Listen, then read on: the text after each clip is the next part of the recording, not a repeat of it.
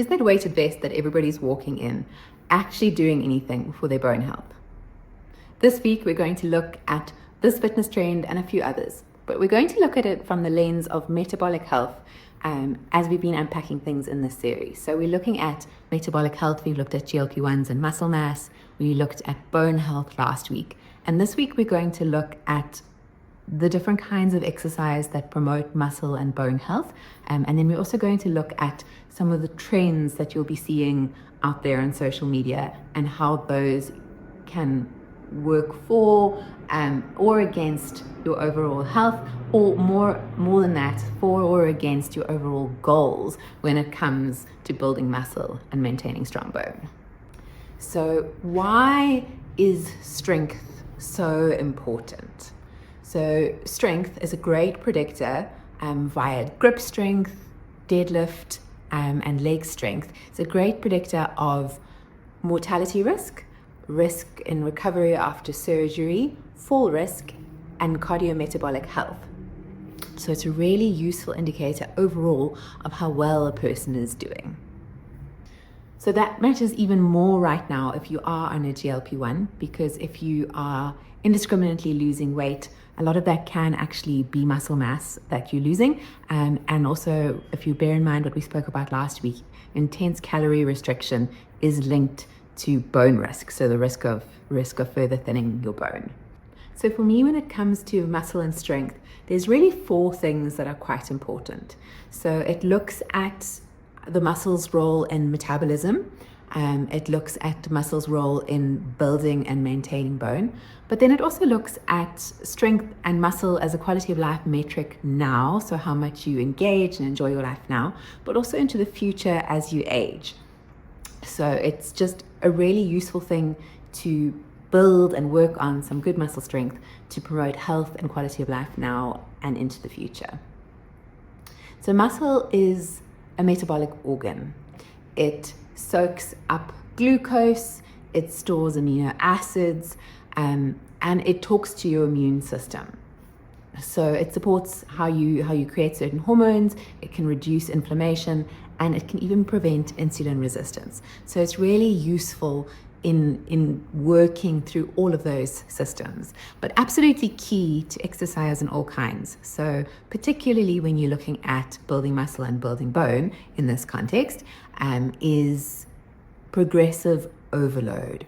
So if you offer the same stimulus to a muscle over and over again, there isn't a chance for that muscle to be stretched beyond what its current capacity is. So there's no message being given to it that's asking it to get stronger and or bigger. When we talk about muscles and exercise, there's a really cool compound that they produce called myokines, which some people call the hope molecule. So your muscles produce myokines while you exercise, and they have a link to naturally boosting mood, helping you manage stress, and they've even been described as natural antidepressants. So they support your cognition, fight inflammation, help you to build muscle, and they protect the aging brain. So this post is focusing in obviously on the kinds of exercise that promote muscle and bone strength. That's not to say that cardio, balance, and flexibility aren't important.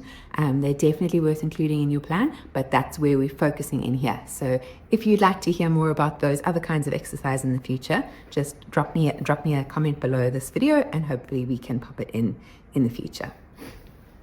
So let's get into the different kinds of exercises we're looking at. So first up is resistance exercise. And resistance exercise basically just means any exercise that adds extra load onto what your muscles are doing. So the work of the muscle to pull against a bone, to move your body, we're just increasing the resistance that muscle naturally has to fight against. So that can mean lifting weight, that can mean working with bands or springs, or even against your own body weight. It's basically exercise that makes you stronger and helps you to build more muscle. But that's true even when it's not visible. So the composition within a limb or a body part or even a muscle can shift without you being able to see the difference.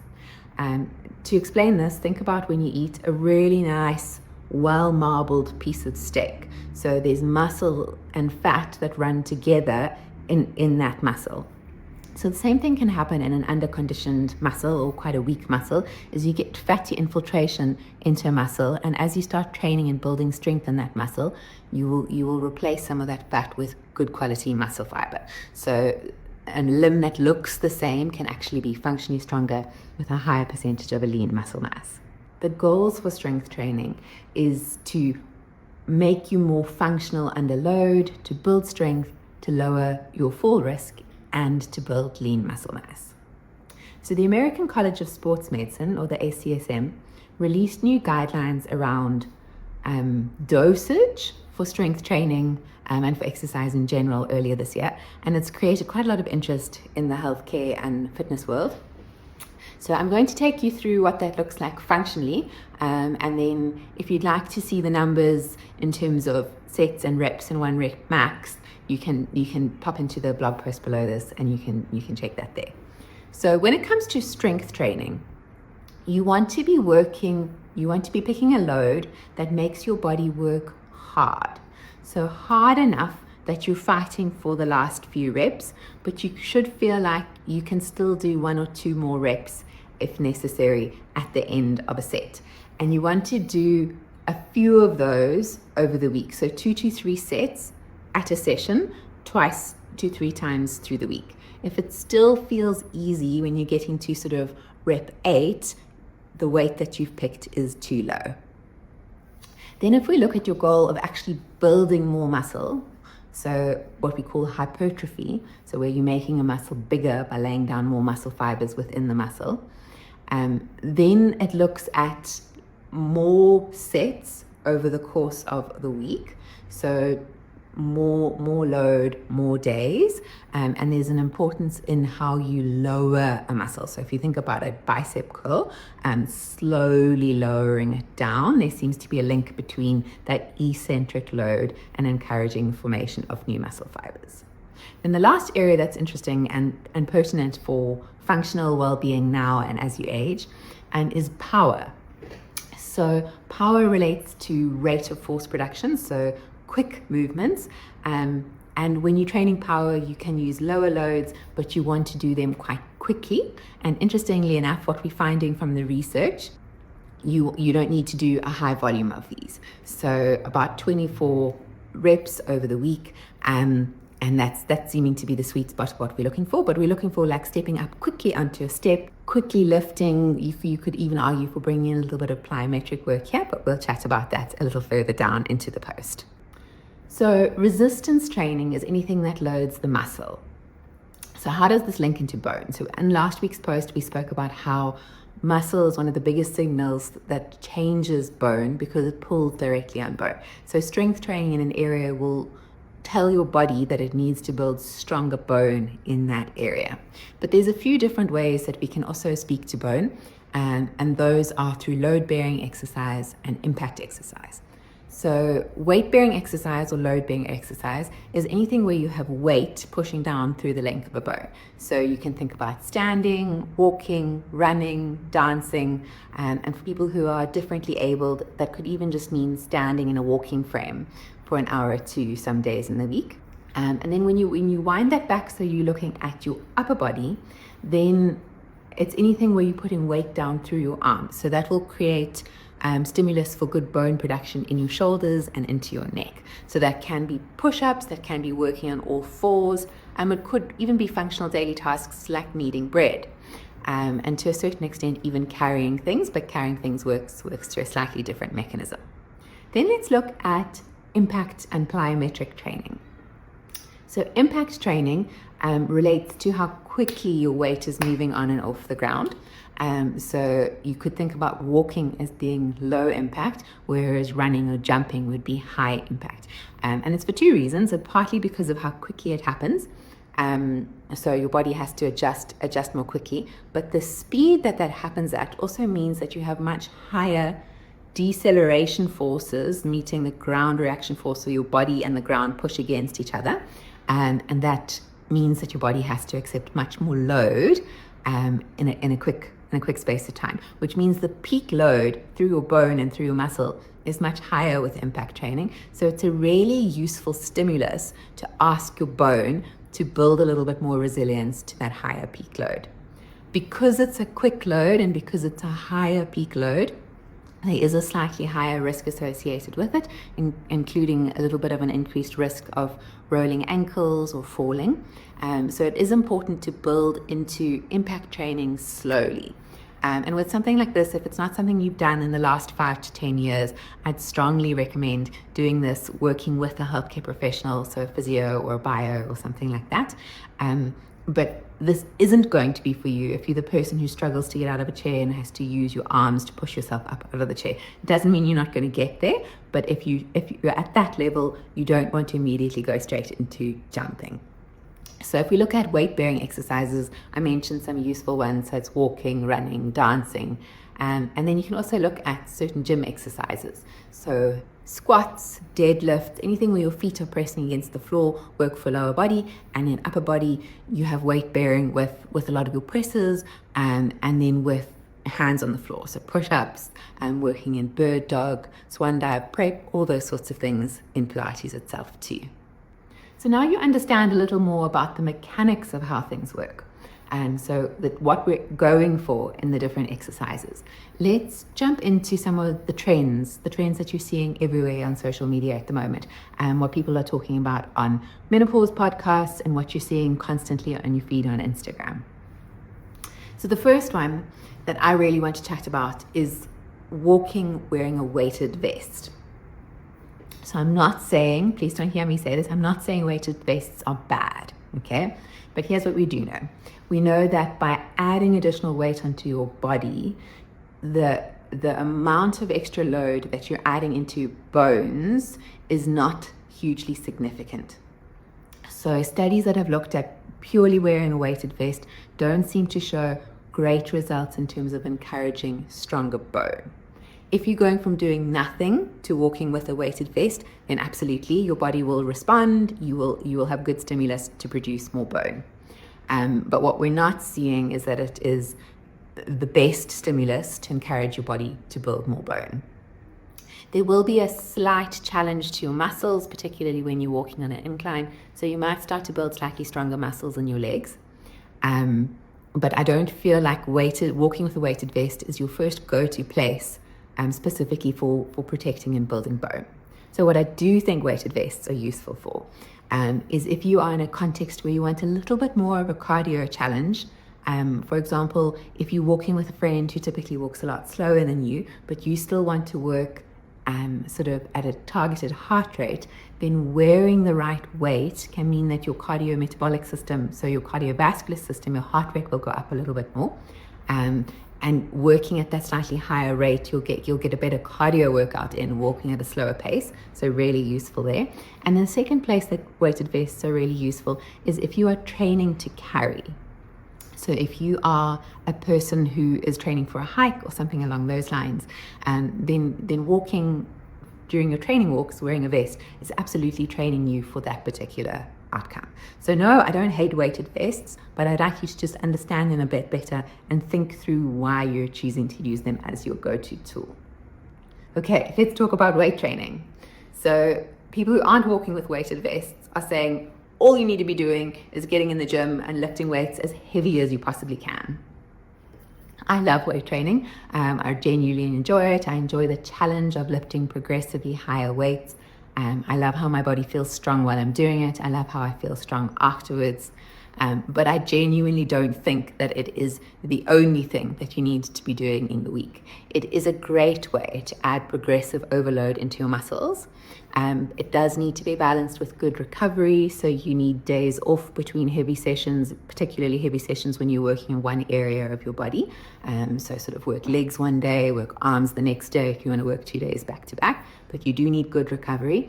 And then let's not forget, as I mentioned earlier on, that cardiovascular exercise is still really important. So weight training shouldn't be the only thing that you're doing in your week. You should be doing some resistance training, you should be doing some cardio, you should be doing some flexibility and balance work in your week as well.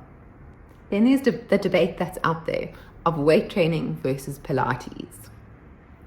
So As most of you know, I love Pilates. I do Pilates myself. I teach it in my practice, and I have an online program that teaches you the introduction to core control and the basics of Pilates. I think it's incredibly useful in bringing in a mindful component of exercise and helping you to rebuild trust in your body, to learn how to control your body and to move well and to move intentionally. I also think that within the Pilates repertoire, when your hands are pressing against the floor, you've got good weight-bearing exercise through your arms, you're working against your own body weight, which brings in a form of resistance training. And all those sorts of things can provide good stimulus to your body to lay down stronger bones and to start to build good muscles, particularly if you are coming from a lower base. So if you haven't been exercising for a while, or if you've been injured or ill, or you're feeling a little bit unfit, an introduction to Pilates is a great place just to reconnect back in with your body, your breath, your core, and rebuild that foundation and that trust in your body.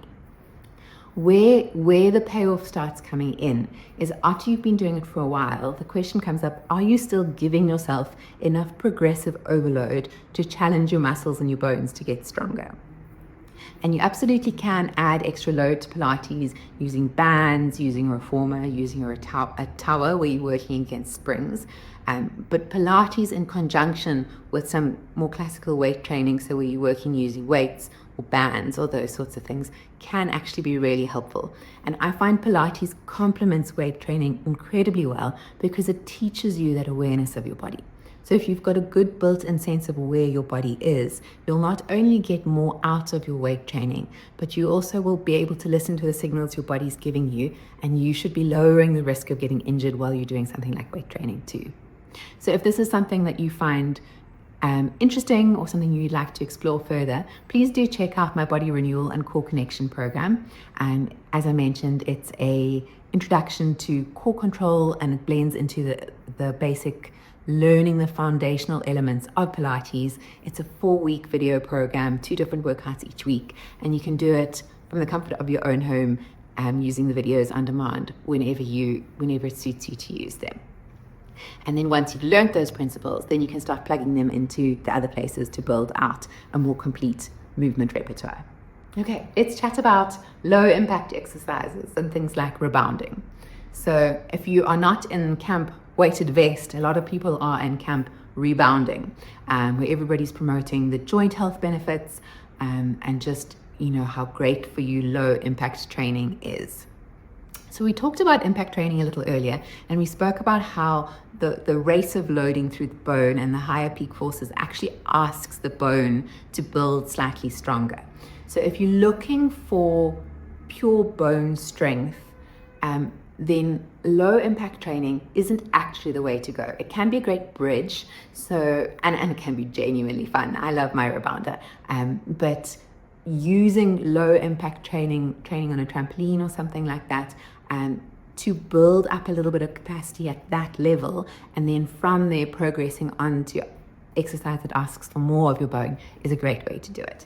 Other things that rebounding does well is it trains quick force production, so it helps you to strengthen your muscles. There's a balance component of working on the trampoline itself, and it trains quick movement and agility. So overall, it's a really useful exercise modality, but bones and joints respond well to impact. There was actually a study that came out recently that looked at people who had hip and knee osteoarthritis, and they followed them over a year, and they looked at whether their disease progressed, whether the chance of them needing a joint replacement, increased if they were running. And they actually found that people with hip osteoarthritis who were running had a decrease in risk of having a total hip replacement over that period. And they found for people with knee arthritis, there was absolutely no difference. So what I'd like you to take away from that is that impact training isn't inherently bad for bones and joints, even if you have arthritis in your joint. It does, however, mean that you need to do it a little bit more intentionally. So you shouldn't be adding impact in onto a joint that's already grumpy and inflamed. You need to settle that down. You need to build the strength and balance around it, and then slowly increase what you're asking it to do on a daily basis. Otherwise, you are likely to flare it and irritate it, and ongoing irritation in the joint is not good for it and can cause progression in something like arthritis. But just hear me saying that it is really important that impact is not bad for your body, even if you have arthritis. I'll add a link to that study in the blog post attached to this. And if you would like any further information around how you support your body when you have a bone injury or a joint injury, check back into last week's post where there was that section on supporting your body through healing.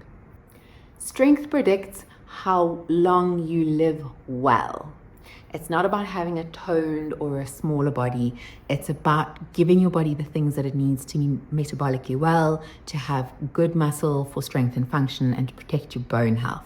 I really do feel like health and function contribute so much to our joy and our quality of life, completely outside of chasing the aesthetics.